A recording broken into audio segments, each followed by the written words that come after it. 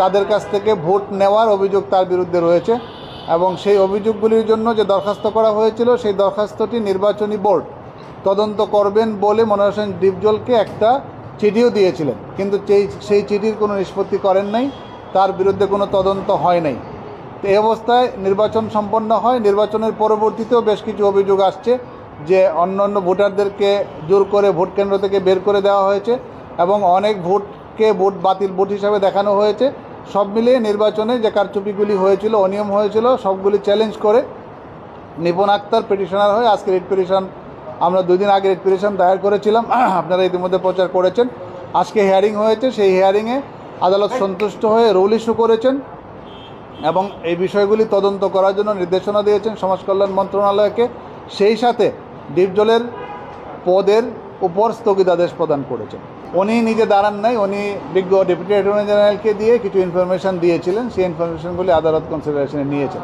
উনি হচ্ছেন মনোয়ার হোসেন ডিপজল সাহেবের পক্ষের আইনজীবী। আমরা না পুরো নির্বাচন প্রক্রিয়া নিয়ে প্রশ্নবিদ্ধ আমরা করি নাই, যেহেতু উনি ব্যক্তিগতভাবে ভোট প্রদানের জন্য প্রভাবান্বিত করেছেন, উনি ভোটারদেরকে টাকা পয়সা দিয়েছেন এবং ভোটারদেরকে প্রভাবান্বিত করেছেন এবং নির্বাচন আচরণবিধি লঙ্ঘন করেছেন। সুতরাং সভাপতি এবং সাধারণ সম্পাদক এই 2টা পদের বিরুদ্ধে আমাদের অভিযোগ ছিল, কিন্তু অভিযোগের যে সিরিয়াসনেস সেটা ছিল basically respondent number 10 Monowar Hossain ডিপজলের বিরুদ্ধে, এবং আদালত শুধুমাত্র একটা পদের উপরে স্থগিতাদেশ দিয়েছে। নিপুণ আক্তার রিট পিটিশন দায়ের করেছিলেন নির্বাচনের আগে। তার অভিযোগ ছিল যে মনোয়ার হোসেন ডিপজল এবং সভাপতি প্রার্থী যিনি রয়েছেন তারা ভোটারদেরকে প্রভাবান্বিত করতেছেন।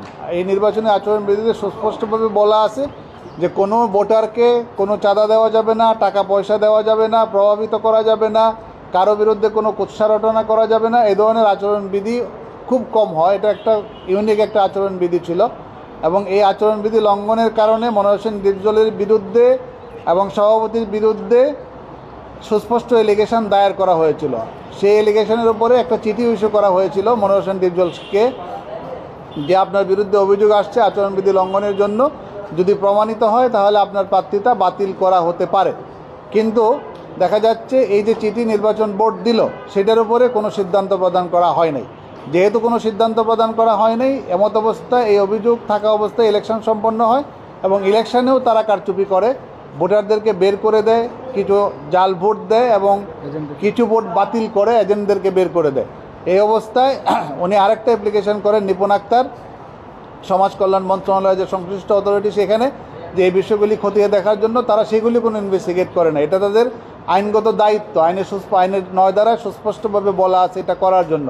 এটা না করে নির্বাচনের ফলাফল তারা ঘোষণা করেছেন।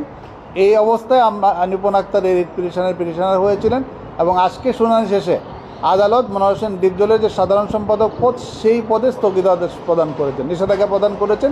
কর্তৃপক্ষ যেন তার এই পদে দায়িত্ব পালন করার থেকে বারিত রাখে এবং এই বিষয়টা যেন ইনকোয়ারি করে।